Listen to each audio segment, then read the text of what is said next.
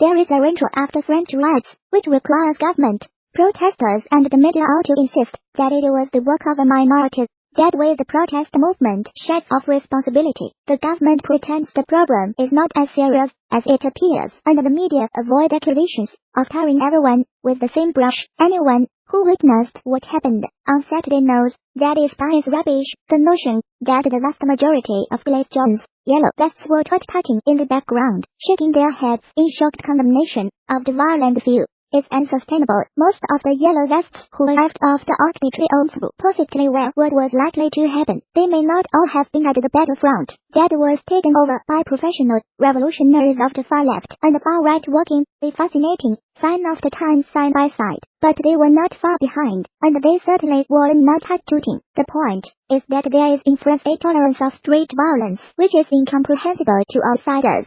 Thank the country is revolutionary past, and today, among the millions who support the gilets and their basic point about middle-class impoverishment, you will likely get three kinds of reaction to Saturday is riots. This last reaction is surprisingly widespread, a sign of the conspiracy mentality that so easily pervades any social media movement. For President Emmanuel Macron then, it would be most unwise to treat the riots simply as a law and love issue. The protesters who turned out in Paris are not now recoiling in horror at the monstrosity they conjure up. They are merely keeping it on a leash, and they are waiting for the president to elect. The next step in the elaborate procedure, which is French social negotiation, what the ritual requires now is a gesture from the government that shows that it has not just listened, but that it is prepared to appease.